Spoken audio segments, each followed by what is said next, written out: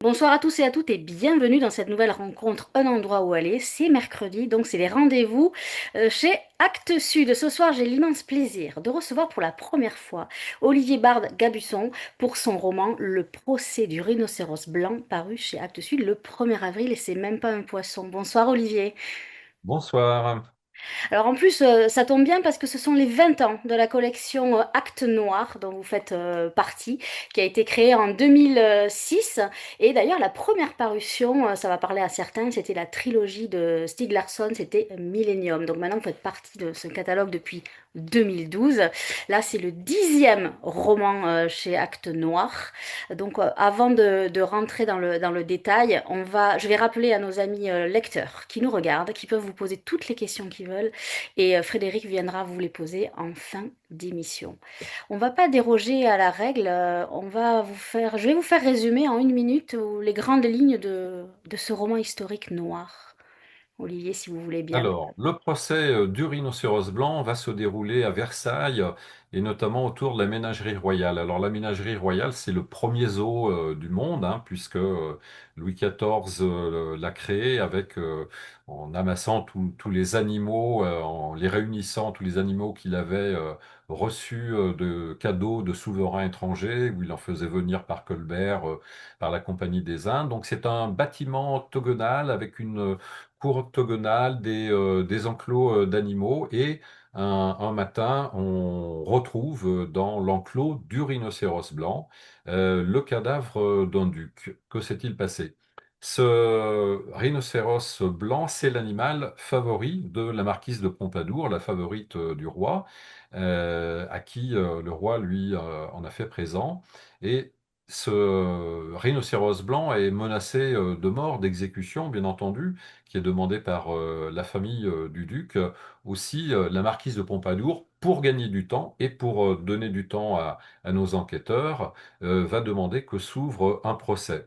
Et autour de ce procès, c'est bien entendu l'enquête du jeune commissaire aux morts étranges, donc qui est commissaire aux morts étranges de la ville de Paris, en charge d'élucider les meurtres particulièrement mystérieux de celle-ci, assisté du moine hérétique qui a une cinquantaine d'années, qui est un moine défroqué qui a été soldat, médecin, philosophe, qui a un esprit très potache, et la compagne de ce moine hérétique. Donc c'est un trio qui se forme, le chevalier de Volnay, le moine hérétique qu'on appelle Guillaume, et Hélène, sa compagne, pour élucider la mort du duc au sein de cette ménagerie royale. Et bien entendu, ce sera pour nous l'occasion de découvrir la ménagerie. Et ma foi, c'est peut-être pas finalement les animaux qui sont les plus dangereux, mais également eh bien, tous les vices et toutes les turpitudes du château de Versailles. Bon, bah là, je pense qu'on a un bon résumé. Comme vous l'avez dit, ça fait partie de la série Commissaire aux morts étranges qui a commencé en 2012. Donc là, c'est le 10e. Vous avez aussi une série, on va dire, en parallèle, qui est pas chez Actes Sud, mais qui est chez Gallimard, qui s'appelle Hollywood. C'est Hollywood tout court, le nom de la série? Moi, je l'appelle la série Hollywood. C'est une série qui se déroule pour le moment. Il y a deux livres, Hollywood s'en va en guerre, Hollywood Cantine. Un prochain Hollywood l'année prochaine, puisque donc une année sur deux, je suis chez Gallimard pour la série des enquêtes du commissaire aux morts étranges, une année sur deux, pardon, chez Actes Sud pour la série des enquêtes du commissaire aux morts étranges, une année sur deux chez Gallimard, série noire pour Hollywood. La série Hollywood, en fait, elle se déroule dans les milieux du cinéma à Hollywood en 1941 et 1942. Le premier se déroule juste avant, un mois et demi avant Pearl Harbor, et le second un mois et demi après. Donc il y a toute cette ambiance de l'avant-guerre, de la guerre, l'engagement de Hollywood également, et puis un personnage de détective privé féminin, Vicky Malone, qui très souvent en duo avec Harkle, un vieux fédéral un peu bougon, va enquêter dans cette ambiance très spécifique de l'avant-guerre et de la guerre au sein d'Hollywood et autour des milieux du cinéma de Hollywood. Alors, on va revenir à la collection de Actes Sud. Qu'est-ce qui vous plaît dans le roman historique? Parce que dans les deux séries, vous êtes dans le roman historique, mais qu'est-ce qui vous plaît particulièrement dans le roman noir historique? Alors moi, Pourquoi ce créneau? au départ, j'adore l'histoire, j'adore aussi les romans policiers, donc le croisement était un peu prévisible. Ce qu'il y a d'intéressant dans l'histoire, c'est le côté intemporel de tout ça. Qu'on soit au XVIIIe siècle, ben, XVIIIe siècle, c'est sous le règne de Louis XV, c'est la naissance de l'opinion publique. La liberté de penser, la liberté de passer, l'opposition entre foi et superstition, en fait, des thèmes, l'escroquerie également, l'escroquerie ésotérique. Le Paris Louis XV n'a jamais connu autant d'escrocs ésotériques qui sont recensés par la police de Paris. Et aujourd'hui encore, ben, toutes les semaines, on reçoit des publicités ou des demandes pour des envoûtements ou des héritages d'un lointain parent dans un pays étranger, etc. Donc, intemporalité de la nature humaine, en fait, à travers l'histoire. Bon. Alors, moi, je n'avais pas lu les autres. Maintenant, je sais que je vais pouvoir tous les lire. Je voudrais juste dire à ceux qui nous regardent qu'on peut les lire indépendamment parce que moi, ça ne m'a Tout à absolument fait. pas gênée, même si ça fait partie d'une série. Ça, c'était aussi une volonté de votre part que chaque roman soit indépendant. Oui, parce que ben voilà, j'ai des lecteurs et lectrices qui suivent, qui me suivent depuis le départ, et puis j'en ai qui arrivent en cours de route, qui démarrent par le premier ou qui font du picking selon les thèmes qui les intéressent le plus. Toute l'enquête se déroule durant le roman, elle est résolue, et puis on repart sur autre chose. Et puis en fait, les 10 livres de la série pour le moment se déroulent sur 2 années. Donc voilà, c'est tout à fait gérable. Et puis bon, j'ai toujours quelques mots, bien entendu, d'introduction pour poser les personnages et comprendre pourquoi on est dans telle situation à tel moment. Moi, je trouvais que le titre était magnifique. Après, je me suis dit, mais est-ce que c'est un titre humoristique? Parce que on se dit, bon, le procès du rhinocéros blanc, comment peut-on faire le procès d'un animal? Mais très vite, on va comprendre que c'est assez sérieux et qu'on a besoin de trouver des coupables. Alors, est-ce que ce procès de cet animal vous permettait aussi de parler de nos sociétés contemporaines? Oui, et puis je m'étais intéressé à un moment donné aux animaux à travers l'histoire et j'étais tombé sur les procès des animaux. Et ça, c'était très intéressant. Alors, notamment, et j'en parle dans le roman, il y avait eu un procès en Normandie d'une truie. Très souvent, il y a une promiscuité dans les fermes entre hommes et bêtes qui est quand même très, très sensible. Et une truie avait cassé la barrière et avait dévoré un bébé dans un berceau. Cette truie avait été jugée et pour la juger, eh ben, on l'avait humanisée. On lui avait mis des vêtements humains. Elle avait eu droit à un avocat, un procureur, un juge. Elle avait été, bien entendu, on peut s'en douter un peu, condamnée à mort. On l'a menée pour la faire exécuter en habit humain. Et détail intéressant, on avait demandé à tous les éleveurs de cochons de la région de venir assister à cette exécution avec leurs cochons, de manière que ça serve de leçon à ceux-ci. Donc voilà, il y a, et on le voit à travers l'histoire, un besoin d'humaniser l'animal pour le juger. Alors là, en plus, vous avez choisi un animal exotique. En plus, pas un animal lambda, puisque c'est le préféré de la marquise de Pompadour. Donc déjà aussi le choix. Mais après, je me suis dit, mais au fond, je vais rien dévoiler, on va rien dévoiler ce soir, mais euh, au fond, ça intéresse qui ce procès, à part la marquise de Pompadour? Parce qu'on a l'impression que tout le monde n'en a rien à faire de ce procès, que c'est autre chose qui se passe derrière. Oui, en fait, voilà, le procès est vraiment un subterfuge trouvé par la marquise de Pompadour pour gagner du temps, pour qu'il y ait une enquête et que cette enquête innocente le rhinocéros blanc. Et effectivement, le procès quand même se tient très vite et avec les simagrées d'avocats, de procureurs. À un moment donné, le tribunal se déplace également parce que c'est difficile d'amener un rhinocéros blanc en plein tribunal, se déplace devant l'enclos de la ménagerie royale. Mais effectivement, ce procès n'a aucun sens sinon de permettre à l'enquête d'établir ou pas, il faudra lire le roman, l'innocence du rhinocéros blanc. Alors, c'est vrai qu'on commence par bon, un mort, donc le duc est mort dans l'enclos du rhinocéros. On a immédiatement, j'ai envie de dire, une image qui est assez forte. Est-ce que chez vous, un roman naît d'abord d'une intrigue ou d'une vision? Alors, rude question. Et on me demande souvent, est-ce que quand tu démarres un roman, tu as la fin en tête? Je pense qu'il y a deux sortes d'écrivains, des écrivains jardiniers, des écrivains architectes. L'écrivain architecte, il commence pas un livre avant d'avoir dessiné les plans, les fondations, le croquis de la future maison. Moi, je suis un écrivain jardinier, c'est-à-dire je plante des graines et puis elles vont pousser. Je pars du principe, comme le poète disait, on ne va jamais aussi loin que on ne sait pas où l'on va. Hmm. Ouais, c'est pas mal. Moi, je voulais savoir quelle était la place du théâtre dans votre vie parce que j'ai trouvé que c'était très théâtral entre Versailles, la cour, cet enclos et surtout, en chaque en-tête de chapitre, il y a des citations de Shakespeare. Donc, je voulais Voilà. savoir quelle était la place du théâtre et est-ce que Shakespeare est un de vos auteurs favoris?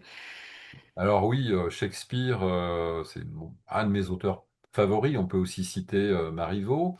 Mais pour moi, c'est le Shakespeare de la comédie-tragédie, parce que voilà, mes romans ne sont ni des comédies, ni des tragédies, mais ils sont comme dans la vie, des rires, des larmes, des instants graves, des instants gais, à l'instar du moine dont l'humeur fluctue toujours. Et ce Shakespeare-là, d'ailleurs, il m'avait aussi beaucoup inspiré pour Humeur noire à Venise, qui est le quatrième de la série, si je ne m'abuse, où je m'étais inspiré de La Nuit du roi, de La Nuit des rois de Shakespeare, avec le problème du travestissement, du changement d'identité, etc. J'ai commis un peu de théâtre. Enfin, pendant pas mal d'années à un humble niveau amateur et j'avais une prof de théâtre qui me disait toujours Olivier, pas de théâtre sans conflit. Et ça, c'est une maxime que j'adapte également à mes romans. Et c'est aussi la raison d'un duo, parce que voilà, un duo pour moi, bon, que serait Sherlock Holmes sans Watson, etc. Le duo, c'est la contradiction d'idées. C'est le conflit sympathique, hein, pas forcément violent, mais voilà, c'est l'interaction. Et puis de mon côté théâtral aussi, j'aime les dialogues et pour moi les dialogues sont la place des dialogues est vraiment important. On parle pas pour rien dire. Il y a vraiment des choses qui se passent à travers les dialogues. Voilà. Et puis on dit aussi parfois j'ai une écriture très cinématographique parce que voilà j'aime me montrer quand je Bon, on décris. y est, hein. On y est à Versailles, hein, complètement. Voilà, voilà, moi, mon but, c'est de transporter le lecteur, la lectrice à Versailles, se promener à travers les jardins, de croiser ces courtisanes avec ces robes superbes. J'adore décrire les vêtements féminins. Les vêtements masculins, beaucoup moins, ils m'intéressent très peu. Et puis les coiffures, alors elles portent des choucroutes invraisemblables au-dessus de la tête, les parfums, et voilà. Et on me dit souvent, oui, voilà, quand on est à Paris, on se sent pressé par la foule, on a les odeurs, etc. À Versailles également, parce que on se parfume beaucoup à Versailles, parce que les courtisans ne se lavent pas. L'eau, c'est un danger. Et donc, ils se parfument oui, ils changent beaucoup. Le roi Louis XV changeait 6, 7, 8 fois de chemise dans la journée. Donc, oui, c'est imprégné également d'odeur, les jardins de Versailles. Il y a beaucoup d'humour aussi. Il est pas mal votre Louis XV d'ailleurs. Il est assez, moi je le trouve assez drôle. Il m'a beaucoup fait rire. Je sais pas s'il était vraiment si drôle que ça, mais j'ai trouvé que vous l'aviez dépeint. Je vais dire dépeint parce que tellement vous l'avez bien décrit, même tout ce que vous venez de dire là, toutes les descriptions des robes, même de la ménagerie, on a l'impression d'avoir l'odeur. Moi je n'ai jamais senti l'odeur d'un rhinocéros, hein, mais j'avais l'impression d'être dans une cage de fauve en fait, d'avoir cette odeur et d'avoir pareil, la terre battue qui remontait. Vous avez une qualité de description qui est quand même assez phénoménale, hein. Je tenais quand même à vous le dire. Moi, j'aime décrire une époque, un lieu, des moments, une atmosphère. Je suis aussi un romancier d'atmosphère. Euh, sur les enquêtes commissairement étranges comme à Hollywood, j'aime recréer euh, une atmosphère et puis voilà, avoir des personnages très prégnants, que j'aborde dans leur complexité, dans leur psychologie qui évolue au terme des interactions. Donc voilà, je transporte, oui, Vous êtes comme votre lecteur enquêteur. lectrice à travers les pages. Ouais, vous êtes comme votre enquêteur qui dit j'observe, je note et je rapporte. C'est exactement ça. Vous faites la même Oui. chose. Euh, Et j'écoute également parce que oui, je me souviens d'un Maigret, donc je ne me rappelle plus le titre, où je crois qu'un des supérieurs de Maigret dit mais comment vous faites? Ah, vous êtes vraiment un as des interrogatoires. Quel est votre secret? Et Maigret répond, j'écoute les gens. Il répond simplement ça. Et ça a tellement de sens, tellement de portée, cette phrase. Donc j'ai des enquêteurs, et en particulier mon moine, qui, malgré son esprit très potache, son érudition, etc., a une humanité, trimballe en lui une humanité extrêmement bienveillante et soucieuse de l'autre et intéressée par son prochain. il a beaucoup de recul, moi, je trouve, par rapport à son fils. Il a quand même cette sagesse, entre guillemets, mais il a l'air de rien, finalement. Il mène bien son enquête, parce qu'il y a quand même une enquête. Finalement, il y a une enquête, mais sur qui? C'est pas forcément sur qui on croit, mais on va rien dévoiler. Moi, ce qui m'a plu, c'est que à travers cette enquête, il y a quand même une critique de la société de cour, un côté théâtral et toutes ces coulisses de Versailles qui apportent beaucoup. Alors, on a l'impression que vous nous menez dans un jeu de pistes, que vous nous emmenez sur des fausses pistes. Vous êtes amusé, non, à écrire ce roman? Oui, et alors, en particulier, découvrir Versailles. Alors, vous parlez des courtisans, effectivement, la cour du roi, c'est extrêmement important. Si on prend les choses au départ, Louis XIV, en fait, qui a vécu la Fronde, décide de construire Versailles. Et finalement, comme il a toujours peur un peu de cette noblesse, il va l'asservir en créant cette cour avec ses protocoles invraisemblables, ses pensions, etc. Il y a des cérémoniaux du matin au soir à Versailles. Et donc, bien entendu, j'ai une estime assez modérée pour toute cette cour, tous ces courtisans et courtisanes qui ne pensent qu'à plaire au roi, qu'à se montrer. Le roi, c'est leur soleil, leur boussole. Mais voilà, qu'est-ce qui se passe derrière les masques? Alors, le thème du masque dans la société, ça a toujours été pour moi extrêmement important. De Humeur noire à Venise, d'ailleurs, on porte beaucoup de masques. Dans le Carnaval des vampires aussi, j'en ai deux qui se situent à Venise, c'est pas pour rien. Le masque, c'est celui qu'on arbore en société, et finalement, à travers la recherche de la vérité de notre duo d'enquêteurs, c'est surtout la recherche de qui se cache derrière le masque. Tu me dis qui tu es, moi je veux savoir qui tu es vraiment, je veux soulever ce masque. Et voilà, on va soulever les rideaux, les tentures de ce palais de Versailles, de la ménagerie. On va soulever les masques et voilà, et toute une succession de personnages et un maître des clés, puisque dans Versailles, Versailles est bourré en fait Ça, je savais pas. Ça, corridors, je l'ai appris. de couloirs secrets pour très souvent pour les rendez-vous galants. Donc il y a un maître des clés parce que toutes ces serrures-là secrètes, il faut quelqu'un qui connaisse tous ces itinéraires secrets pour s'occuper des serrures, des clés, etc. Et on découvre également, ben, ah oui, alors c'est difficile sans spoiler d'en dire plus, mais euh, on est également dans les fêtes de printemps. Alors les fêtes de printemps, elles avaient été créées par Louis XIV, elles se déroulaient dans les jardins, sur le Grand Canal. La ménagerie, elle est située au bout du Ouais, sur Grand le pied, Canal, là. et ça a son importance.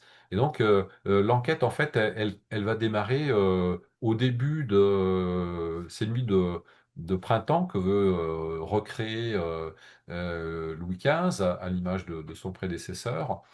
Et ces fêtes de printemps, en fait, pour moi, j'avais en tête quand je les décrivais un petit peu. J'ai relu d'ailleurs pour me mettre dans cette ambiance de fête Le Grand Maulne d'Alain Fournier, avec cette ambiance un petit peu irréelle. Il y a les jardins de Versailles, il y a le petit parc. On bascule ensuite dans le grand parc. Il y a ces gens qui arborent des masques d'animaux, parce que oui, détail amusant. On est en train de juger le rhinocéros blanc, mais les fêtes de printemps, elles ont le thème de l'animal. Et donc, du coup, il y a beaucoup d'animaux et on voit cette vie animale à travers, bien entendu, la ménagerie royale. Les chenilles avec les chiens de chasse, les chevaux, les petites écuries, les grandes écuries, mais également ben, voilà, on se promène avec nos personnages dans les jardins. On croise des courtisans, des courtisanes, avec un perroquet sur l'épaule ou un singe, des caniches, bien entendu, des bichons, etc. Et dans les salons, d'ailleurs, on le voit à travers les tableaux. Et c'est toujours aussi une source d'inspiration pour moi, les tableaux du XVIIIe siècle, la présence extrêmement forte des chiens et des chats dans les tableaux. Et voilà que le soir, en plus, nous avons des masques d'animaux et on se promènera dans ce fameux labyrinthe créé par Charles Perrault avec ces statues inspirées des fables d'Ésope où également les animaux sont humanisés tout au long de ce labyrinthe. Moi, j'aimais la définition que vous avez donnée, je crois que c'est vers la page 220, un truc comme ça, où vous dites que cette cour de Versailles, finalement, c'est un gigantesque bordel à ciel ouvert, quoi. J'ai trouvé ça tellement juste et tellement drôle. Il y a des petites respirations comme ça, et des expressions, ou des vieilles expressions. Il y a un truc avec on ne fera pas d'une buse un épervier. Celle-là, je la connaissais pas.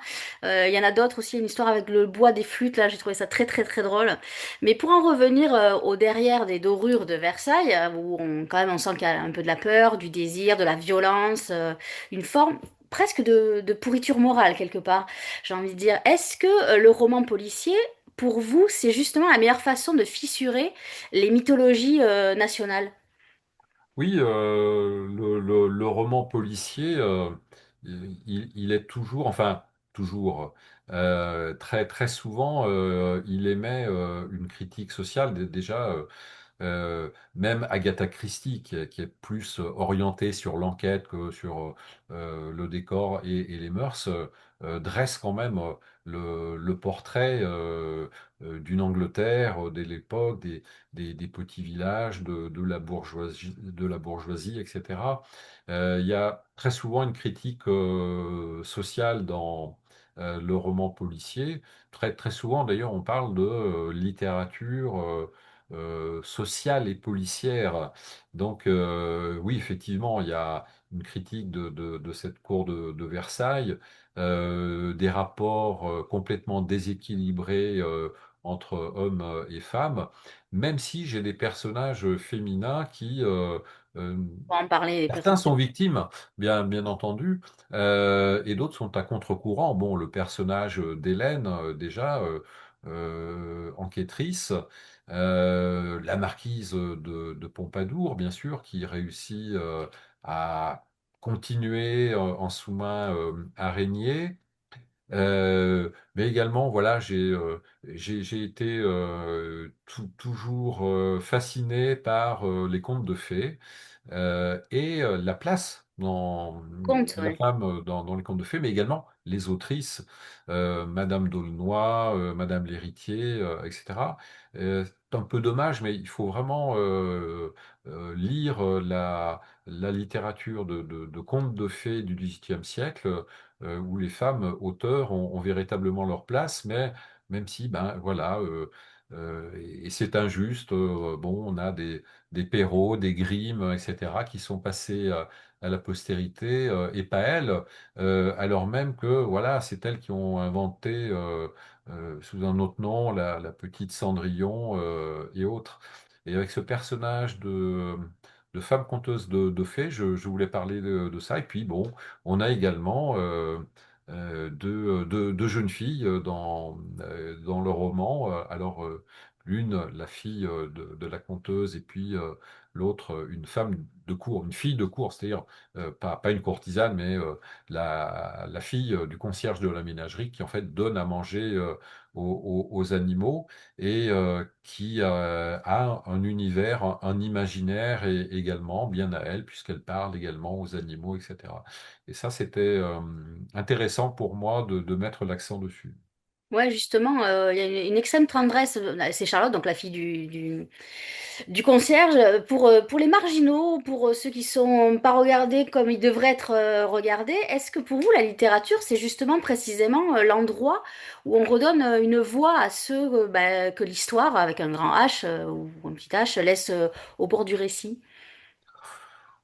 En tout cas, voilà, moi j'aime bien, je sais plus quel historien disait, il n'y a pas que les grands personnages, il y a aussi l'histoire qui pue des pieds.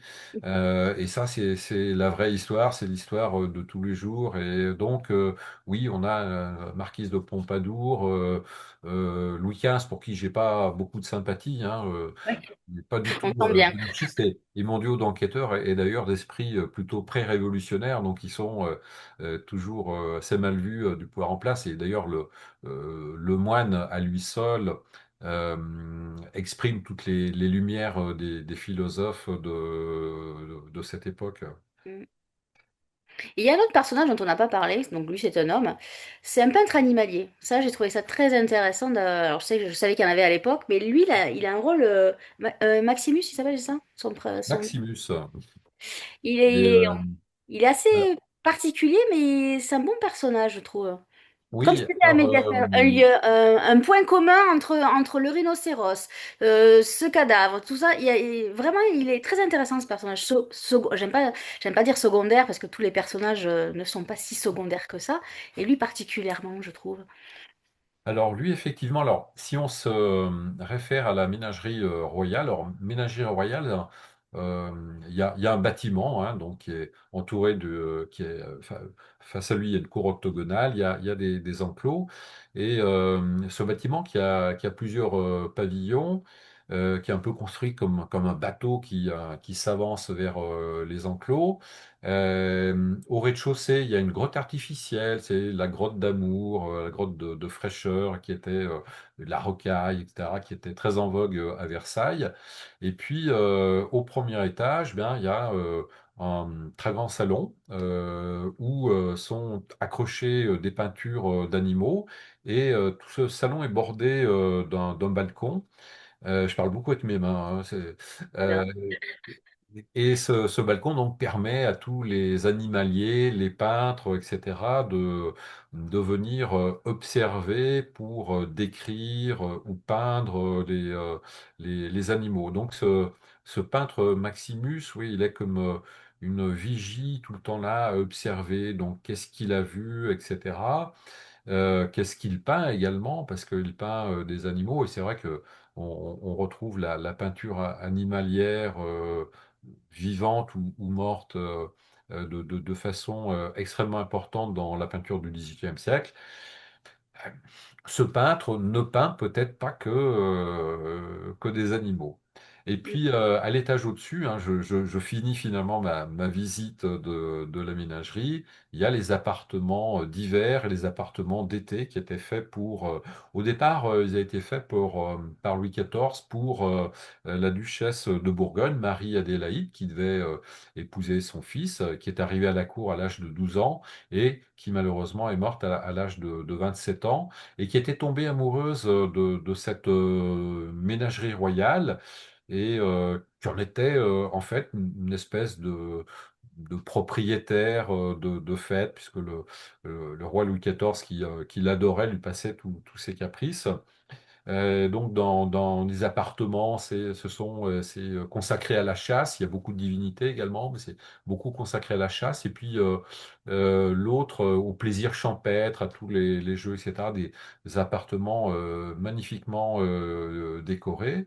Et puis, à l'étage au-dessus, des combles où vont loger mes deux enquêteurs et mon enquêtrice. Donc, c'est vraiment une espèce de vaisseau baroque et où la nuit, on entend les cris des animaux, etc., que cette ménagerie royale. Et donc, voilà, ce salon plein de peintures. Alors, je précise que la ménagerie royale, alors, la Révolution n'a pas fait beaucoup de bien, parce que les révolutionnaires ont plutôt mangé les animaux que... Mais bon, il y en a quelques-uns, il y a des savants qui en ont protégé quelques-uns, etc. Oh, je ne veux pas parler de la fin du rhinocéros, puisque Ah non, non, on va mais rien dire.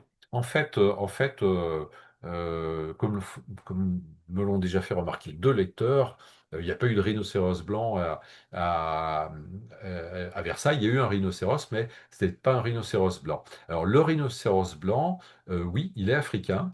Il a un pelage en fait très gris clair. C'est une espèce qui va s'éteindre puisqu'il ne reste plus que deux femelles depuis peu. Mais par contre, la cour de Versailles a bien reçu un rhinocéros. Je crois me souvenir qu'il venait du Siam. Et il l'a reçu, mais quelques années après mon enquête. Et donc voilà, la présence de ce rhinocéros m'avait fasciné que, comme j'écris un roman, je l'ai transporté quelques années plus tôt, mais avec un rhinocéros blanc africain. Donc c'est pas le même. Moi, le personnage qui m'a le plus intéressé, c'est donc le chevalier de Volney qui est en 1721 un enquêteur. Et moi, j'aurais envie de dire que s'il était transposé en 2026, il ne serait plus enquêteur, il serait criminologue, votre enquêteur, parce qu'il a exactement les mêmes fonctions. C'est-à-dire que lui, c'est pas, je trouve que c'est pas tellement le crime qui l'intéresse, ce sont les failles humaines. Puis comme j'ai dit tout à Ouais. l'heure, il observe, il note, il rapporte. L'observation, c'est la source de son travail. Euh, Comme il le dit si bien, pour résoudre un meurtre, on ne s'intéresse pas forcément à la victime. Et j'ai trouvé ça assez moderne quand même, ce personnage, qui est quand même Hmm. en 1721, mais qui pourrait exister aujourd'hui en 2026. Mais il aurait une autre fonction, il Alors aurait c'est évolué. 1761. Oui, 60, pardon, oui. Le Chevalier de Volney, le moine hérétique, c'est effectivement un duo d'enquêteurs en avance sur son temps. À un moment donné, dans le deuxième, Mesmer, le moine hérétique, a même presque la préscience des empreintes digitales. Donc, comme le Chevalier de Volney, autant le moine est un peu déconneur, on va dire, mais c'est quand même le médecin légiste. Ouais. Mais le chevalier de Volnay, il est plus proche finalement des enquêteurs comme Dupin, comme Sherlock Holmes. C'est la raison. Donc c'est un pur produit de la raison du XVIIIe siècle. Il observe, il raisonne, il dessine, etc. Le moine hérétique est plus. Alors, hormis en dehors, bien entendu, lorsqu'il pratique la médecine légiste de manière très sérieuse, il est plus dans l'intuition, le commerce des âmes, la discussion, les présciences, voilà. Mais un duo effectivement assez moderne qui ne prise pas du tout la, la police de Louis XV qui est euh, inquisitoriale, hein, c'est la torture, et deux, les mouches, les indicateurs. Encore que, bon, ils peuvent se servir d'une mouche à l'occasion, ça peut être utile. Mais effectivement, c'est l'observation et de l'observation naît le raisonnement. Est-ce que vous aviez envie d'écrire un roman pour... comment je pourrais formuler ça? Où la monstruosité change de camp? C'était ça le Oui, but oui, quelque part, hein, je crois que je vais citer la quatrième de couverture. Tandis que les fêtes de printemps enflamment les jardins, les enquêteurs découvrent un réseau de trafic et d'intrigues de cour. Sous les dorures, les masques tombent et le vernis du palais se craquelle, car à la ménagerie, le véritable danger ne vient peut-être pas des animaux. Quatrième de couverture, c'est moi qui l'ai écrit, donc je peux me citer. Mais c'est effectivement ça. On part d'un danger, d'une présomption de crime d'un animal, et finalement, bon, c'est les véritables loups sont des hommes hein, qui se cachent. D'ailleurs, on va parler à un moment donné. Des loups qui sont entrés dans Versailles, mais je ne vais pas spoiler, mais à un moment donné, on est sur le thème, cessez de rire, charmante Elvire, les loups sont entrés à Paris, ben là ils sont entrés à Versailles également. Effectivement, mais il va se passer plein de choses et on va découvrir à travers beaucoup de rebondissements. Euh, des événements et des actions imprévues, on va dire, pour ne pas spoiler. Ils sont les véritables bêtes, finalement. Oui, oui. Mais moi, je trouvais qu'il y avait une belle réflexion. Bon, il y a des réflexions philosophiques parce qu'en fait, qu'est-ce qu'une société bah, civilisée qui organise un procès d'un animal tout en tolérant la cruauté humaine? C'est quand même très philosophique, ça, puisque c'est ça le fond du... Si j'ai bien lu votre roman, c'est un peu ça aussi qui est sous-jacent comme réflexion philosophique. Oui, oui, et d'ailleurs, bon, à un moment donné, le moine a des discussions avec l'avocat et il commence également à dire, mais voilà, l'animal est plus proche de l'humain qu'on ne le croit. Est-ce que, voilà, un corbeau va se saisir d'un escargot et le projeter sur le sol pour briser sa coquille, pour le manger, etc. À quoi rêvent les animaux? Il est presque même sur des réflexions hérétiques, à savoir les animaux ont-ils une âme? On s'est bien posé à un moment donné une question, certains hommes de contrées étrangères ont-ils une âme? Hein. Ça, c'était bien entendu une réflexion qui a eu lieu au Moyen Âge, en dehors pour des personnes en dehors de l'Europe. Donc oui, oui, on est vraiment à travers le personnage du moine, il y a toujours une dimension philosophique, entre guillemets, hein, parce que je ne parle pas non plus de Oui, oui, oui, bien philosophie sûr. du moine, et le thème de l'animal et de l'humain, y compris dans les contes de fées, parce que voilà aussi, deux jeunes filles, elles se racontent un conte où voilà, il y a un animal et un humain, et ça, c'est quelque chose un fil rouge à travers le livre. C'était voulu qu'il n'y ait pas de rhinocéros sur la couverture, je vais la remontrer la couverture. Alors, oui, parce que Parce Manuel qu'on est surpris, on a en gros le procès du rhinocéros blanc et on a un cacatoès. Alors là, on se dit, mais c'est quoi l'histoire en fait? Manuel Tricotto, mon ancien directeur de collection Actes Noir, me disait toujours, à juste raison, tu sais, une couverture, ça doit montrer deux idées différentes et pas une seule idée. Donc, le procès du rhinocéros blanc, eh ben, il faut une autre idée aussi en opposition ou en complément. Et c'est ce fabuleux oiseau que j'adore qui s'imposait, oui. Et c'est très drôle parce que j'avais écrit Les Sept Vies du moine et puis j'étais chez Actes Sud avec David Grissot qui s'occupe des manuscrits français et je lui parlais du prochain roman, Le procès du rhinocéros blanc, et lui il me faisait revisiter les locaux d'Actes Sud à Arles et soudain au mur je vois une espèce de fusain, etc. Et c'était un rhinocéros blanc. Extraordinaire. Un signe, j'ai envie de dire. Alors, vous mettez quasiment un an pour écrire, parce que là, de 2012 à 2024, à peu près, c'était un par an. Combien de temps vous prend la recherche historique? Alors j'écris toujours sur les périodes que j'aime beaucoup et donc que je connais déjà pas mal. Et bon, sur le XVIIIe siècle, j'ai quelques mètres linéaires déjà derrière moi. Ouais. C'est pareil quand je parle du Hollywood des années 40 ou du Paris des années folles dans mon one-shot le cercle des rêveurs éveillés. Je parle de périodes que je connais déjà bien. Et je continue, en fait, je pars pas avec d'abord me documenter puis écrire. Voilà, je suis un jardinier, j'écris et je me documente en même temps. J'avais eu, bien entendu, l'idée de ce procès d'animal. Pour moi, très vite, je suis allé à la ménagerie royale. Donc, j'ai pas mal commencé à me documenter sur la ménagerie royale qui a été détruite, hein.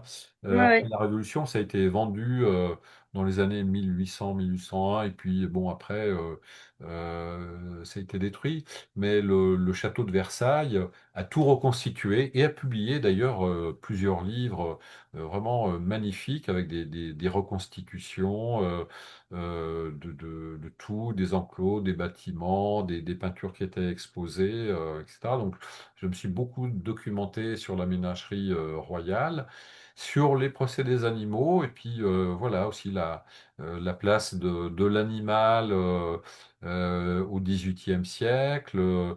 J'ai relu un peu des contes de fées, Madame d'Aulnoy, Madame l'Héritier et autres, pour me mettre dans l'ambiance. Voilà, j'ai Mm. relu Le Grand Maulne parce que, sans rapport, il y avait ces fêtes de printemps, pas du tout la même époque, mais pour me remettre dans une ambiance un peu surréaliste. Voilà, donc comment dire, tout en écrivant, je picore. On parle de printemps et voilà Vous Frédéric voyez, qui a... je picore, c'est encore animal, ça. C'est trop d'honneur. Alors, il y a des fans, hein, et alors, les fans, c'est assez marrant parce qu'il y a trois fans et elles ont à peu près la même question. Euh, Est-ce que vous êtes allé à Venise? Est-ce que vous êtes allé à Versailles? Est-ce que vous avez des visites privilégiées et secrètes dans des palais à Venise et dans des endroits? Ou est-ce que vous connaissez des endroits du Versailles que les autres ne peuvent pas visiter? Voilà, c'est sur la recherche, je dirais sur le terrain.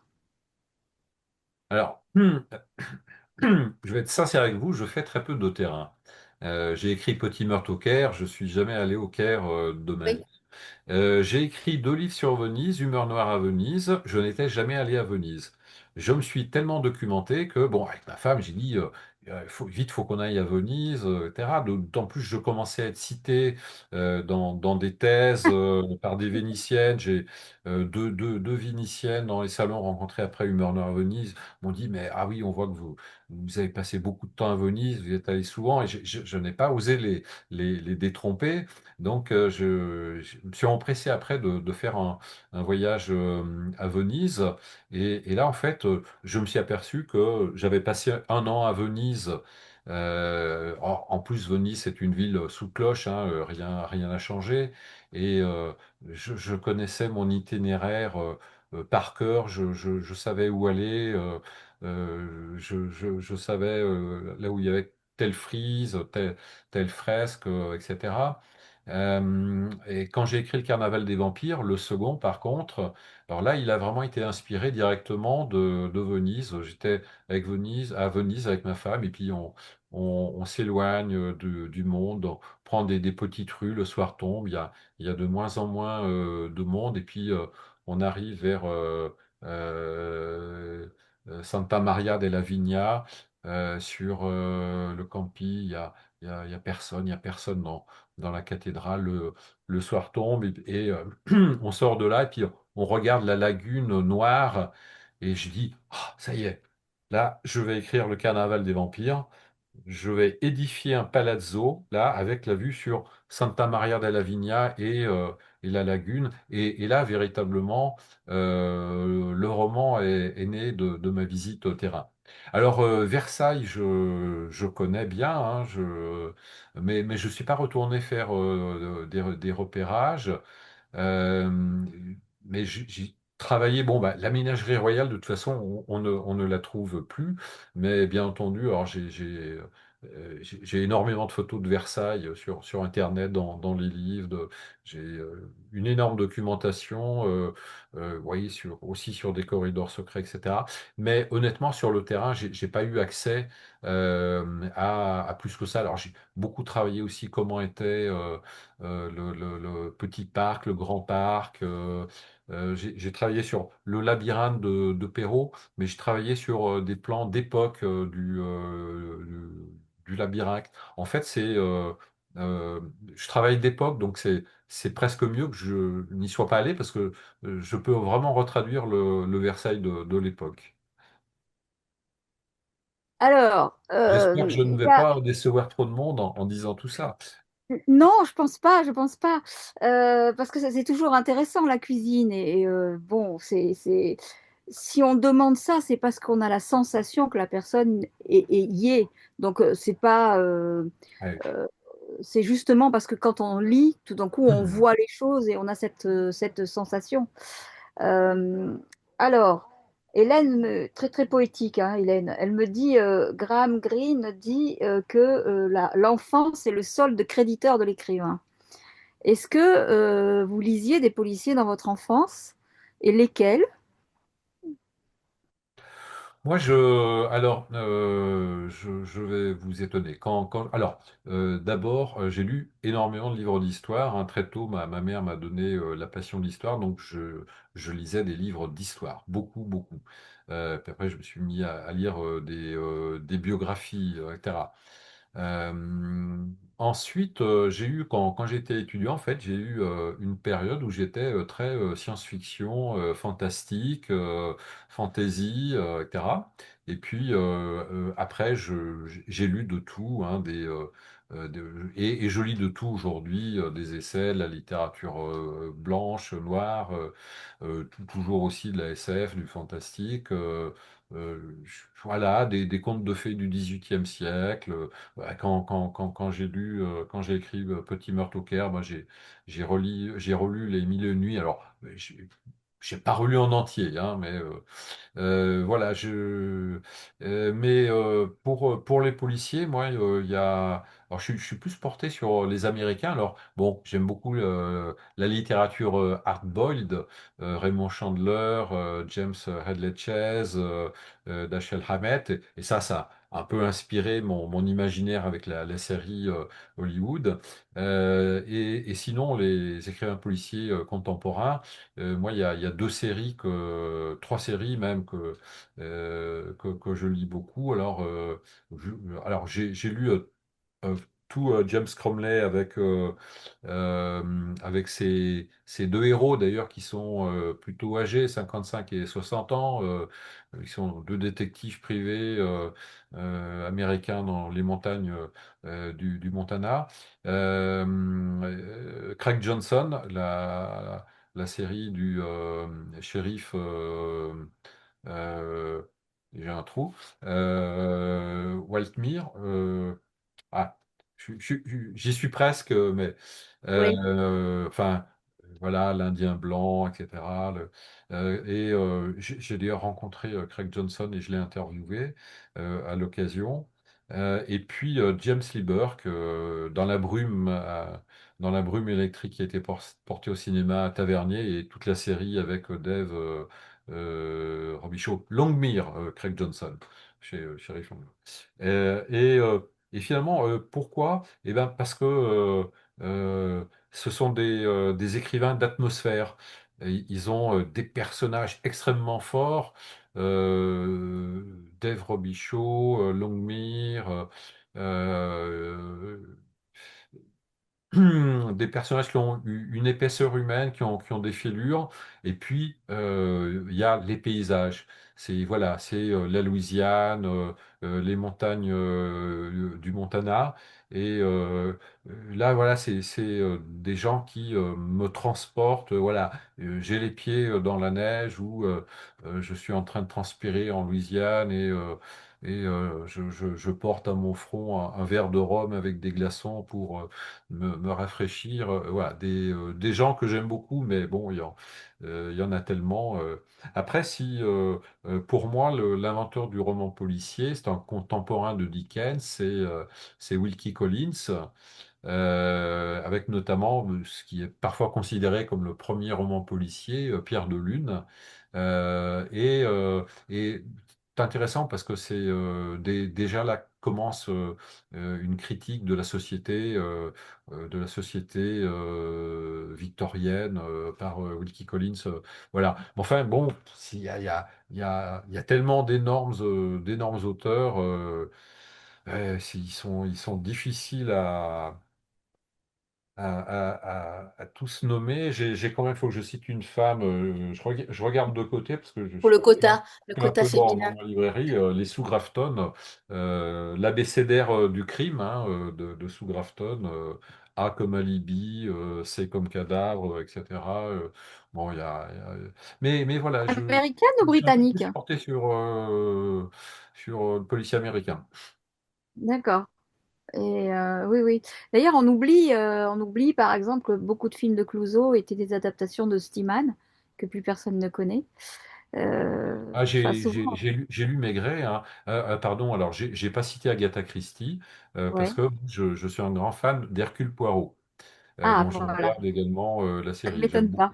J'aime beaucoup la démarche d'Hercule Poirot. Puis j'aime beaucoup ces scènes finales où il réunit tout le monde. D'ailleurs, maintenant, il est imité un peu de partout dans Meurtre au paradis, etc. C'est toujours la scène finale avec tout le monde. Et c'est vraiment un personnage très intéressant, Hercule Poirot. Oui, comme tout, comme le commissaire Maigret, enfin, ces personnages qui sont devenus Et Maigret, emblématiques. voilà, il y a une épaisseur psychologique, une densité de ce personnage de Maigret qui est vraiment retraduite par Simon de manière fantastique. Est-ce que, je crois que vous avez été juriste, est-ce que ça a contribué à étoffer, je dirais, sur les lois, bien que ça ne soit pas les mêmes lois, j'imagine, quand vous êtes dans l'historique. Non, moi je dis souvent, j'ai fait 50 droits et tout le reste de travers. C'est effectivement un bon parti. Mais oui, par contre, bon, il y a beaucoup d'archives du XVIIIe siècle très, très intéressants. Il y avait une cinquantaine de commissariats de quartier à Paris avec des greffiers qui prenaient en note tout, parce qu'il y a une procédure écrite extrêmement importante au XVIIIe siècle, une procédure policière, et à travers ces archives de quartier, on a accès brutalement à toute la vie de la société. Voilà, il y a les gens qui viennent porter plainte pour tapage, pour le voisin qui l'a ennuyé, voilà. Une dame qui fait monter des messieurs et ça fait du bruit, quelqu'un qui s'est fait voler, quelqu'un qui s'est fait trucider, etc.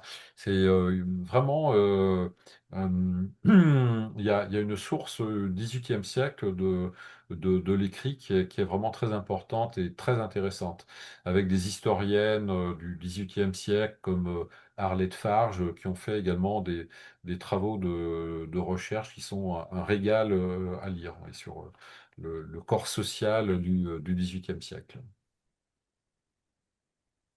Vous avez eu des demandes d'adaptation, là où il y a eu des adaptations de vos livres? Alors, moi, j'ai eu deux tentatives. Alors, moi, je coûte cher à adapter, hein. C'est comme me disait un C'est producteur, le toi, problème. c'est la série en costume, hein. Il me C'est dit la ça. série en costume, c'est celle qui coûte cher. Alors, Puis je Versailles coûte cher pas, à louer aussi, hein. etc. Donc, j'ai eu deux tentatives. La première qui n'a pas été menée à bien faute de financement. Et la seconde qui était sur le point de déboucher. Il y avait un cofinancement avec la RAI. Et puis, on était en 2019 et paf, le Covid est arrivé. Et ça a été extrêmement dur pour mon producteur qui avait des tournages qui s'est arrêté, etc. Et bon, après, c'était plus d'actualité. Donc voilà. Voilà, aujourd'hui, hein, vous voyez, bon, il y a du cinéma, mais enfin, c'est du cinéma. Voilà, quand c'est du policier, voilà, vous avez les bureaux de flics, une bagnole, et puis on filme dans la rue, etc. C'est Bon, classique. il n'y a pas des trucs qui coûtent très cher. Et que, voilà, euh, moi, je suis trop onéreux, hein. Voilà, il faudrait vraiment des producteurs étrangers qui aient les moyens, quoi. C'est ça. Avant de rendre la parole à Nathalie, je vais quand même vous dire que vous avez été interrogée par une libraire criminologue, ce qui ne court pas les rues. Oui, oui, j'ai Une appris. vraie, hein. J'ai appris. Voilà, donc je te rends la parole, Nathalie. Moi, je voudrais juste te dire que tous les précédents romans de la série Commissaire aux morts étranges sont disponibles en collection Babel, qui est la collection Babel Noir, puisqu'on est Actes Sud Noir. Ce sont deux collections, donc tous ils sont disponibles donc aux éditions Babel. Est-ce que vous pourriez me conseiller, si j'avais envie de lire un autre, là justement, je vais faire une question horrible à poser à un auteur, lequel il faudrait que je lise des précédents? De la série des enquêtes du commissaire aux étranges, Ouais. Ouais. mais C'est difficile de choisir, hein, mais lequel, là, spontanément? je les aime tous, mais alors, peut-être parce que je suis un petit peu dans l'ambiance encore du procès du rhinocéros blanc, je dirais Petit meurtre au Caire. Parce que Petit meurtre au Caire, voilà, pour écrire Petit meurtre au Caire, alors j'ai travaillé sur une documentation très très solide sur l'architecture du Caire au XVIIIe siècle. J'ai beaucoup travaillé à partir des récits des voyageurs européens en Égypte et de leur rapport en Orient de manière plus générale et de leur rapport d'étonnement. Et j'ai voulu faire vraiment un roman de femmes puisque on va être dans une maison de femmes qui est dirigée par une princesse mamelouk, mais qui a eu le défaut de naître noire et donc elle ne sort pas, elle ne peut pas sortir de sa maison. Mais c'est un personnage admirable. Et il y a trois suivantes, très éduquées, comme dame de compagnie. Et voilà, le chevalier de Volnay, suite à un naufrage malheureux, est amené en esclavage, comme esclave, dans cette maison de femmes au Caire. Et son père, le moine hérétique, arrive pour le débarquer. Donc, c'est une situation euh, extrêmement. Enfin, voilà, c'est la rencontre de l'Orient et de l'Occident. J'ai travaillé sur un triptyque qui est le Coran, les mystères d'Isis, et puis les mille et une nuits. Moi, mon personnage féminin préféré, c'est Scheherazade, la femme qui suspend le temps et où la parole faite femme réussit à abolir le temps et à échapper à la force destructrice de l'homme. Et voilà, à travers ça, j'ai voulu écrire la 1002e histoire des Mille et une nuits qui soit une enquête. Alors voilà, comme je suis un peu encore peut-être dans ce côté un peu baroque, un peu par moments surréaliste du procès du rhinocéros blanc, voilà peut-être pourquoi je... Mais voilà. J'irai Dans voir. 6 mois, je vous donnerai peut-être un autre titre. Ok. En tout cas, allez en librairie, allez vous procurer Le procès du rhinocéros blanc. C'est aux éditions Actes Noir. Il doit être encore sur les tables. Dès que vous voyez le cacatoès, c'est celui-là. Allez-y, ne vous en privez pas. En tout cas, nous, on se retrouvera le 27 mai avec un de vos confrères, Tariq Noui. Je pense que ça se prononce comme ça. Cathédrale. Cathédrale, exactement. Moi, je ne l'ai pas encore lu, je vais me lancer demain. Donc, ça sera le 27 mai à Ce 10. gars-là est super. Voilà, parfait. En tout cas, merci d'avoir été avec moi ce soir pour parler de votre super Merci à vous. mémoire. Et puis longue vie donc au procès du rhinocéros blanc. Et je vous souhaite une belle soirée à tous les deux. Merci à vous.